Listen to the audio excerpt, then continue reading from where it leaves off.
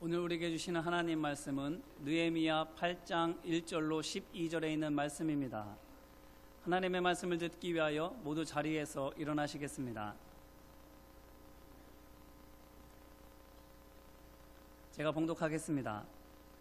이스라엘 자손이 자기들의 성읍에 거주하였더니 일곱째 달에 이르러 모든 백성이 일제히 수문 앞 광장에 모여 학사 에스라에게 여호와께서 이스라엘에게 명령하신 모세의 율법책을 가져오기를 청하매 일곱째 달 초하루에 제사장 에스라가 율법책을 가지고 회중 앞 곧 남자나 여자나 알아들을 만한 모든 사람 앞에 이르러 수문 앞 광장에서 새벽부터 정오까지 남자나 여자나 알아들을 만한 모든 사람 앞에서 읽음에 뭇 백성이 그 율법책에 귀를 기울였는데 그때에 학사 에스라가 특별히 지은 나무 강단에 서고 그의 곁 오른쪽에 선자는 마띠디아와 스마와 아나야와 우리야와 힐기야와 마아세야요 그의 왼쪽에 선자는 부다야와 미사엘과 말기야와 하숨과 하스바따나와 스가랴와 무술람이라.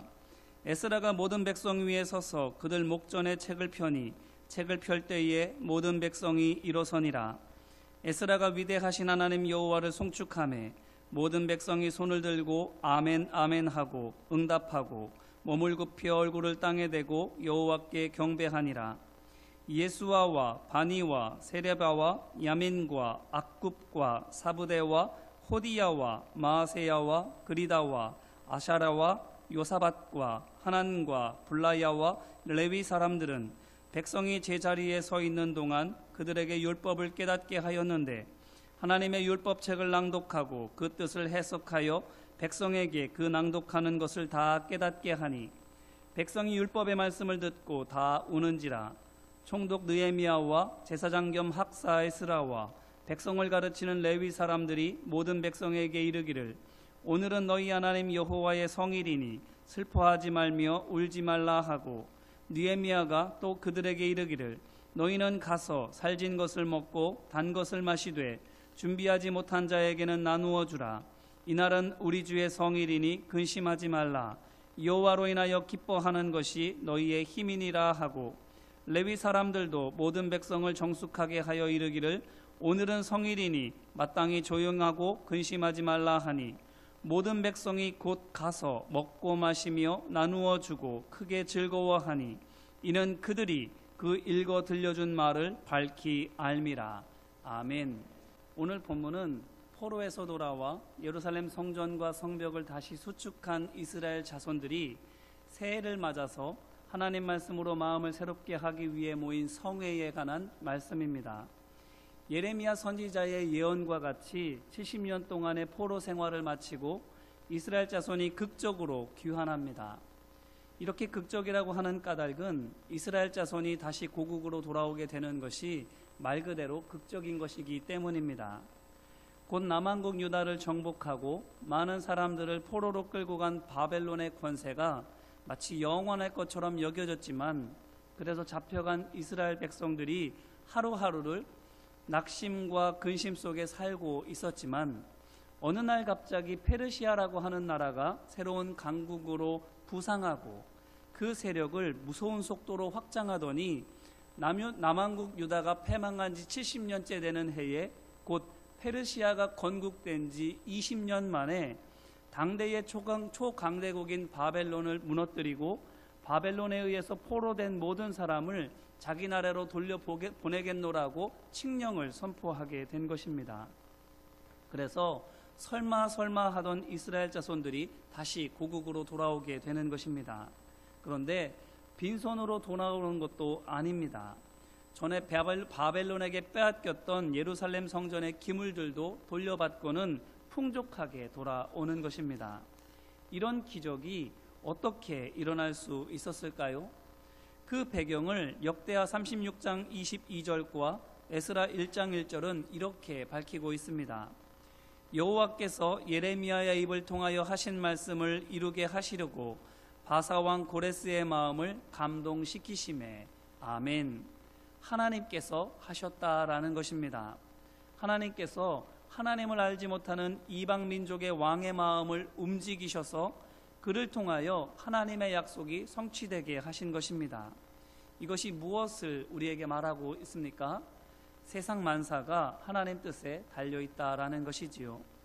어느 나라가 힘이 있어서 힘없는 나라를 정복하는 것처럼 보이지만, 또 어떤 사람이 잘못해서 내가 화를 내는 것 같이 여겨지지만, 이 모든 일 뒤에는 하나님께서 역사하고 계시는 것입니다.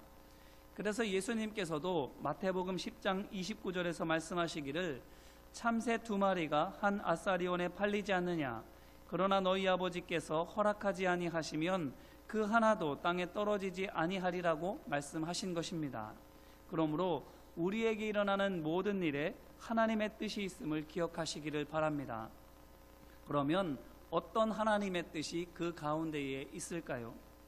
무엇을 위해서 하나님께서는 우리에게 기쁜 일과 또는 슬픈 일을 허락해 주시는가 하는 것입니다. 바로 하나님의 백성이 하나님과 함께 있도록 하기 위함입니다. 이스라엘 민족을 보시기를 바랍니다. 하나님을 떠나 범죄하니 어떻게 됩니까? 이방 민족을 통해서 고난을 당하지요. 또 회개하고 돌이키니 어떻게 됩니까? 이방 민족을 통해서 포로 생활을 끝내고 다시 구국으로 돌아오는 겁니다.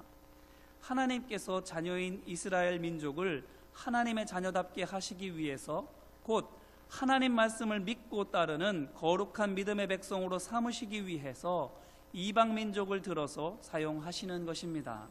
역사의 중심이 바로 하나님의 자녀에게 있음을 우리에게 말해주고 있는 것입니다. 그러므로 우리에게 일어나는 모든 일에는 하나님의 뜻이 있는데, 그 뜻이 바로 우리가 하나님의 자녀다워지는 데 있음을 기억하시기를 바랍니다. 우리로 하여금 택하심을 받아 거룩한 하나님의 백성 되게 하시기 위해서 하나님께서는 세상의 모든 것을 다 활용해 주시는 것입니다. 마치 교과서와 같이 우리를 가르치고 이끄시는 데에 사용해 주고 있는 것입니다. 이제 이 말씀으로 우리 자신을 돌아보기를 바랍니다. 때때로 우리가 뜻하지 않은 큰 어려움을 만나지만 거기에 하나님의 뜻이 있음을 믿으시기를 바랍니다. 올해 우리 교회에 갑자기 병에 걸려 고생하시는 여러 성도님들이 있게 되었습니다. 전혀 뜻밖의 사람들이 전혀 뜻밖의 질병으로 몹시 걱정스러운 상황을 맞이하는 일들이 우리 안에 있었던 것이지요. 그래서 새벽마다 그분들을 위해서 기도하고 있습니다. 이를 통해서 알아야 할 하나님의 뜻이 무엇인지 알게 해달라고 간구하며 기도하고 있는 것이지요. 그러던 중에 요한복음 9장 1절로 12절의 말씀이 생각났습니다. 곧 예수님께서 길을 가시다가 태어날 때부터 앞을 볼 수 없게 된 사람을 만나 고쳐주신 이야기지요. 그를 보고 제자들이 예수님께 여쭙습니다. 랍비여, 이 사람이 맹인으로 난 것이 누구의 죄로 인함이니까? 자기니까 그의 부모니까? 이에 예수님께서 대답하시지요. 이 사람이나 그 부모의 죄로 인한 것이 아니라 그에게서 하나님이 하시는 일을 나타내고자 하심이라. 아멘. 이렇게 말씀하시고는 땅에 침을 뱉어 진흙을 일기고 그의 눈에 바르신 후에 실로암 못에 가서 씻으라 말씀하십니다. 그리고 우리가 알고 있는 바와 같이 그 이후의 말씀은 그가 그 말씀대로 하자 밝은 눈이 되어 돌아왔다 전하고 있습니다. 이 말씀은 곧 병들게 된 것이 그 자신이나 다른 누군가의 죄로 인해서가 아니라 하나님의 능력을 보여주시기 위해서라 하는 것이지요. 누구에게 그것을 보여주시기 위함입니까? 예수님을 따라다니면서도 그분이 누구신지 깨닫지 못하는 제자들에게입니다. 또한 하나님의 백성이라고 하면서도 예수님이 누구이신지 하나님의 뜻이 무엇인지 알지 못하는 이스라엘 백성에게 보여주시기 위함입니다. 어찌했더니 그것이 보여지게 됩니까?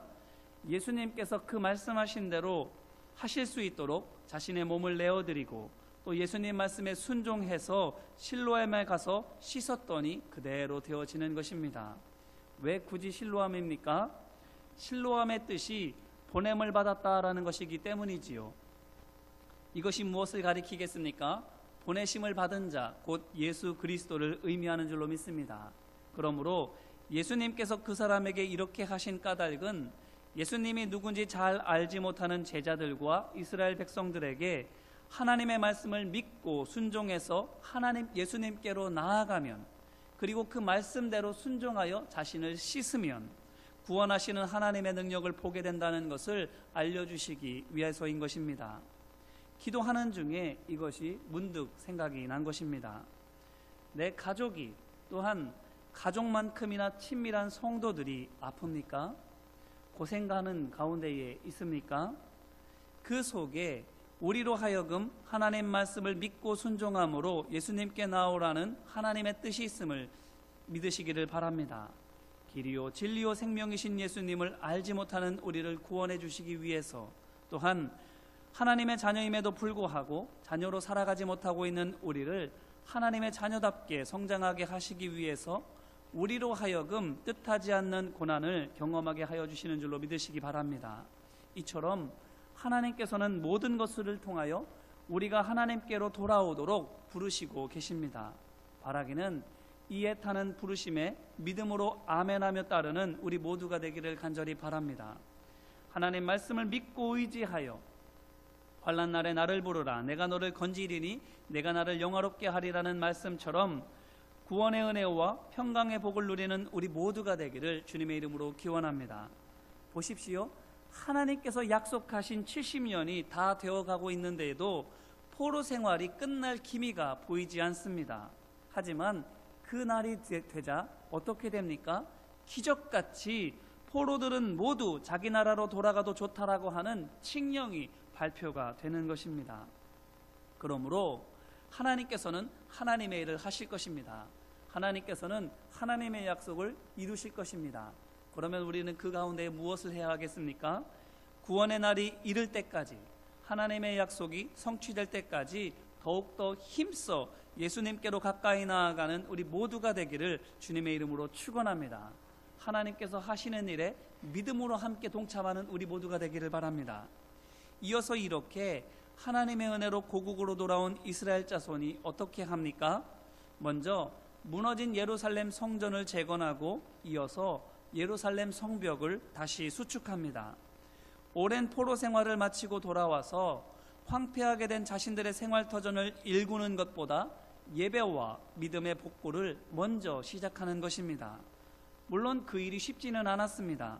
왜냐하면 그 땅에 먼저 있었던 우상 숭배자들과 이방 사람들과 피가 섞인 사마리아 사람들이 그 일을 회방하려고 갖은 노력을 다하기 때문입니다. 그래서 16년 동안 성전 건축이 중단되기도 했었고 성벽 공사 역시 전쟁의 위협과 살해의 음모 속에서 하루하루 힘겹게 진행될 수밖에 없었습니다. 하지만 이런 어려움 속에서도 이스라엘 자손이 성전과 성벽을 완성할 수 있었던 것은 그들이 방해자들의 도발에 말려들지 않았기 때문입니다. 조롱한다고 맞서서 싸우거나 싸움을 건다고 해서 나가서 싸우지 않았던 것입니다. 위협에 대비하고 준비는 하더라도 성전을 다시 세우고 성벽을 다시 쌓는 일에 오로지 힘을 쓴 것을 볼 수 있습니다. 한마디로 말해서 목적에 충실했던 것입니다. 만약 이스라엘 자손들이 방해자들이 걸어오는 시비에 매번 맞섰다고 한다면 어떻게 되었을까요?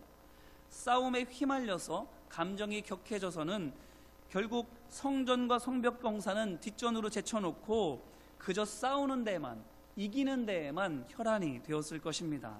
그래서 성전과 성벽이 다시 중수되는 것을 막고자 했던 방해자들의 목적만을 이루는 꼴이 되었을 수도 있습니다. 사울을 생각해 보시기를 바랍니다. 사울이 다윗을 시기해서 죽이려고 할 때에 다윗이 어떻게 합니까?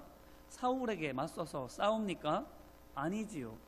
자기 생명을 건지기 위해서만 싸울 뿐 사울의 생명을 취할 수 있는 절호의 기회를 만났음에도 불구하고 그를 죽이지 않습니다. 자신을 따르는 백성을 먹이고 입히기 위해서 일할 뿐 그 이상의 것을 구하거나 취하지도 않습니다. 그런데 어떻게 됩니까? 매번 하나님께서 도와주셔서 그의 생명을 지켜주시고 그로 하여금 왕의 면모를 갖추어가게 하여 주시는 줄로 믿습니다. 그래서 자신의 지파인 유다에게만 아니라 이스라엘 지파들에게도, 더 나아가서는 자기를 대적하던 사울의 집에게도 왕으로 인정받게 되는 것입니다. 또한 예수님은 어떻습니까? 조롱과 비판에 일일이 왈가왈부하며 싸우십니까? 아니지요. 도리어 자신을 인정하지 않는 이들을 긍휼한 마음으로 대해 주십니다. 심지어는 자기를 잡으러 왔던 병사가 부상을 입게 되자 그를 고쳐주시기까지 합니다. 법정에서도 많은 말로 자신의 무죄를 변호하여 들지도 않습니다. 오해는 오해로 남겨두고 누명은 누명으로 남겨두고 그저 십자가를 향해서 한 걸음 한 걸음씩 묵묵히 나아가실 뿐입니다. 왜 그렇게 하십니까? 죄가 있기 때문입니까? 할 말이 없어서입니까? 아니지요. 오직 그분의 목표는 십자가이기 때문입니다. 십자가라고 하는 그분의 목표를 이루기 위해서 다른 것들에게 신경을 쓰지 않는 것입니다. 제가 목사가 되기로 결심한 이후로 제 아버지께 감사하고 존경하는 것이 한 가지 있습니다. 바로 교회에서 어려움을 당할 때에 목사로서의 품위와 정도를 지키신 것입니다. 돌이켜 생각해보면 참으로 많은 고난이 있었습니다. 교회마다 편지로 거짓말과 유언비어를 보내서 그곳에 있는 목사님들과 성도들로부터 많은 오해와 비난을 받게 했습니다. 또 틈나는 대로 전화로 욕하고 비방하고 위협도 했습니다. 그리고 심지어 새벽마다 새벽 예배가 끝나기를 여러 사람이 기다렸다가 아버지가 새벽 예배를 마치고 나올 때에 폭행한 적도 여러 번 있습니다. 그런데 아버지는 제 앞에서 단 한 번도 그것을 불평하거나 그분들을 원망한 적이 없습니다. 그분들에게 당한 그대로 갚아주려고 한 적도 없습니다. 마음으로야 그런 생각 해본 적이 있을 수도 있겠지요. 하지만 적어도 그것을 말로 하거나 행동으로 옮기지 않았습니다. 다만 그저 기도했습니다. 홀로 제단 앞에서 기도했고 성도들과 기도원에 가서 함께 금식하며 기도하기도 했습니다.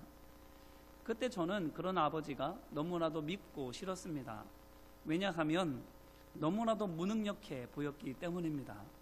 당장 내일 어떻게 될지 알지 못하는데 기도한다고 해도 뾰족한 수가 생기는 것도 아닌데 해명하자고 해도 해명하지도 않고 싸우자고 해도 싸우지도 않고 그저 기도만 하는 것이 제 머리로는 도저히 이해가 되지 않았습니다. 그런데 시간이 점점 지나면서 하나둘씩 참과 거짓이 밝혀지고 일들의 면모가 드러나게 되는 것입니다. 그리고는 하나님께서 그 모든 일들을 하나 해나가시는 것들을 제 눈으로도 직접 볼 수 있었습니다.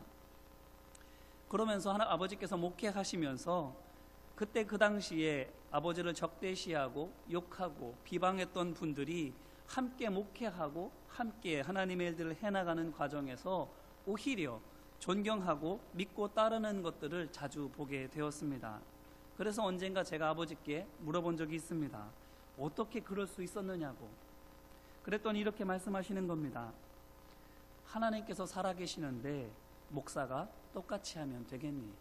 그러면 안 되지. 그래서 그때 이후로 저도 목사답게 되기 위하여 나름대로 많이 노력합니다. 속상할 때도 있고 감정이 상할 때도 있고 마음이 아플 때도 물론 있지만 그럼에도 불구하고 목사로서 품위와 정도를 지나지 않기 위해서 기도하며 하나님의 뜻을 구하는 것입니다. 왜냐하면 진짜 목사가 되는 것이 목사로서의 제 목표이기 때문입니다. 예수님을 닮아가는 것이 제게 있는 꿈이기 때문인 것이지요. 오늘 우리가 가지고 있는 목표는 무엇입니까? 사도 바울은 먹든지 마시든지 무엇을 하든지 다 하나님의 영광을 위하여 하라고 권면합니다. 그가 그렇게 말할 수 있는 것은 그의 목표가 하나님의 영광을 위한 삶이기 때문입니다. 그렇기 때문에 하나님께 가장 큰 기쁨이 되는 영혼 구원을 위해서 일생을 바치는 것이고 그 일에 가장 방해가 될 수 있는 육의 생각과 정욕과 죄를 버리기 위해서 기도하며 몸부림치며 하나님 앞에 나아가는 것입니다. 그러므로 바라기는 우리를 향해 밀려오는 파도와 불어오는 바람을 바라보지 않고 믿음의 주여 온전하게 하시는 분이신 예수님만을 바라보는 우리 모두가 되기를 간절히 바랍니다. 그때가 바로 무리를 걸을 수 있는 기적임을 기억하시기를 바랍니다. 보십시오. 예수님께서 하나님만 바라보고 하나님 음성에만 귀를 기울이며 이 땅에 오신 목적인 십자가를 향해서 한 걸음 한 걸음 나아가셨을 때에 끝내 그 십자가에서 하나님의 뜻을 이루시지 않습니까? 또한 이스라엘 자손이 온갖 조롱과 위협 속에서도 꾹 참고 견디며 그들을 고국으로 돌아오게 하신 목적, 곧 이스라엘의 영적 회복을 위하여 마음과 힘을 한데 모아 일했을 때에 결국 예루살렘 성전과 성벽이 완공되지 않았습니까? 우리도 마찬가지입니다. 영혼 구원이라고 하는 우리를 부르신 뜻을 위하여 매 순간마다 그리고 매 걸음마다 하나님 말씀을 붙잡고 예수님을 바라보며 나아가게 될 때에 하나님께서 우리를 통하여 이 땅의 진정한 치유와 회복과 부흥의 은혜를 베풀어 주실 줄로 믿습니다. 이 믿음으로 우리 교회를 다시 수축하는 일에 마음과 정성을 모으는 우리 모두가 되기를 주님의 이름으로 기원합니다. 이 믿음으로 우리 성도들의 신앙의 지경이 섬김의 지경이 다시 중수되는 일에 우리의 지혜와 힘을 모으는 우리 모두가 되기를 주님의 이름으로 축원합니다. 이렇게 성전과 성벽을 모두 마무리한 후에 오늘 말씀을 보니 어떻게 합니까? 1절 말씀입니다. 이스라엘 자손이 자기들의 성읍에 거주하였더니 7째 달에 이르러 모든 백성이 일제히 수문 앞 광장에 모여 학사 에스라에게 여호와께서 이스라엘에게 명령하신 모세의 율법책을 가져오기를 청하매 아멘. 건축을 마치고 그 해를 지낸 후에 새해를 맞아 일제히 곧 한 마음으로 일시에 한 곳에 모입니다. 무엇을 위해 모입니까? 모세의 율법을 읽고 듣기 위해서입니다. 그러면 왜 그렇게 할까요? 바로 성전을, 그들이 사는 성벽을 하나님의 말씀으로 채우기 위해서입니다. 그것은 이스라엘 백성이 지난 역사를 통해서 보고 느낀 바가 있었기 때문입니다. 바로 솔로몬이 지은 예루살렘 성전이 겉보기에는 크고 아름다웠지만 그 속에 하나님의 말씀이 없음으로 말미암아 나라가 멸망하고 백성이 노예로 잡혀가는 것을 똑똑히 본 것입니다. 또한 그렇지 않아도 천혜의 요새인 예루살렘이 크고 높은 성벽까지 둘러서는 어떤 공격에도 함락되지 않는 최고의 요새를 만들어 놓았는데 거기에 하나님의 정의와 공평이 없어서 바벨론의 공격에 맥없이 점령되어 무너지는 것을 확실하게 본 것입니다. 사람의 손으로 세운 성전과 성벽이 결코 그들을 지켜줄 수 없음을 그들이 확실히 느끼게 된 것입니다. 그렇기 때문에 오늘 말씀에 있는 것처럼 이스라엘 자손들은 성전과 성벽을 만들기를 마치고서는 새해를 맞아 이스라엘의 새 출발을 위하여 다른 모든 것들을 다 제쳐놓고 율법책부터 찾고 있는 것입니다. 그런데 이렇게 하나님의 말씀으로 채우기를 사모하는 이스라엘 자손이 또 어떻게 하는지를 보시기를 바랍니다. 5절 말씀입니다. 에스라가 모든 백성 위에 서서 그들 목전에 책을 펴니 책을 펼 때에 모든 백성이 일어서니라. 아멘. 경외하는 마음으로 하나님의 말씀을 대하는 것입니다. 그러자 그 말씀을 듣는 이스라엘 자손이 어떻게 됩니까? 9절 전반부 말씀입니다.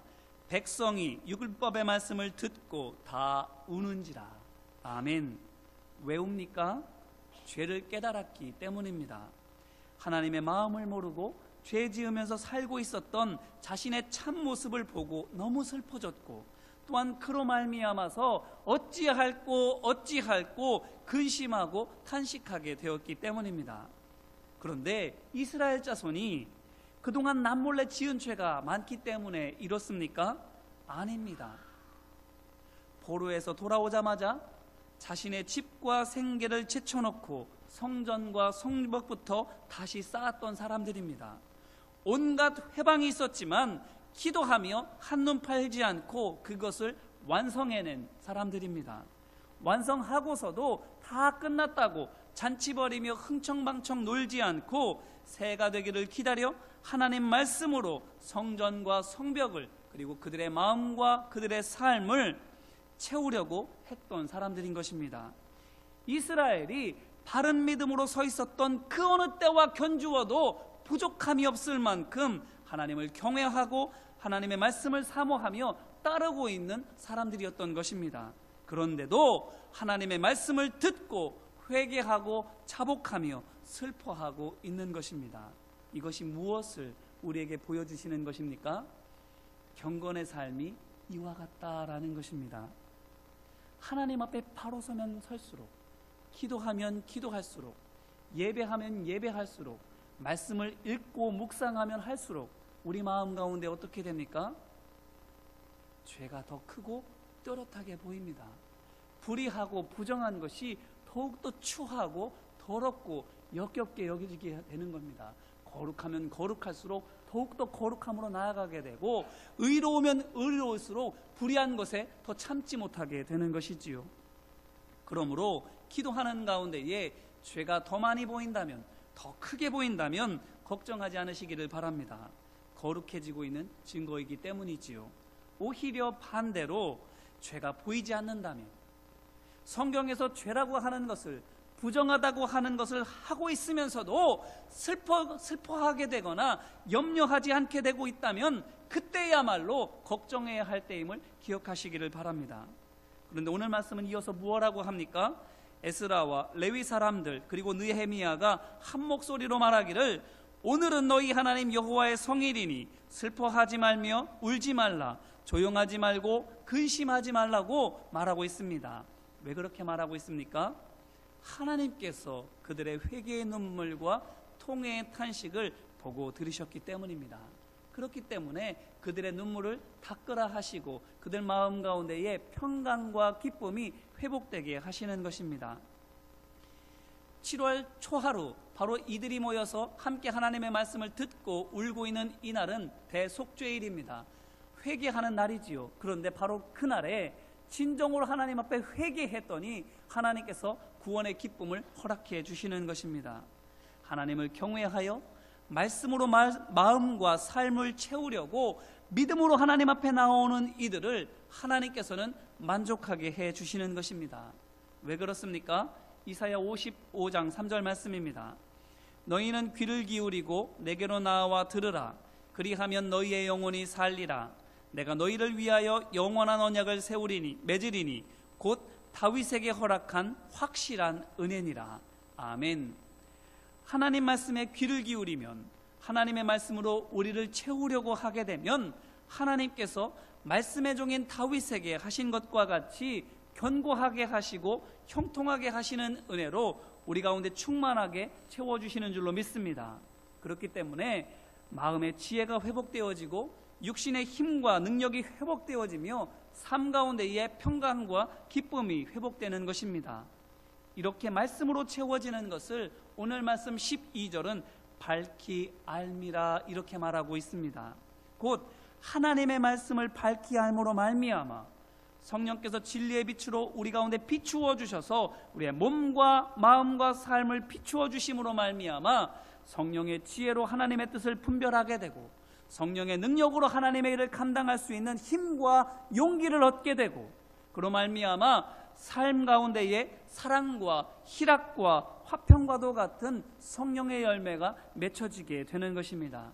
그랬더니 어떻게 됩니까? 10절과 12절 말씀에 있는 것처럼 가서 살진 것을 먹고 단 것을 마시며 준비하지 못한 자에게는 나누어주는 역사가 있게 됩니다. 곧 하나님께서 주시는 평강과 능력과 기쁨을 부족함이 없이 누리게 될 뿐만 아니라 그것을 없는 이들에게도 아낌없이 나누어 줄 수 있게 되는 것입니다. 이제 이 말씀으로 우리 자신을 다시 한번 돌아보기를 바랍니다.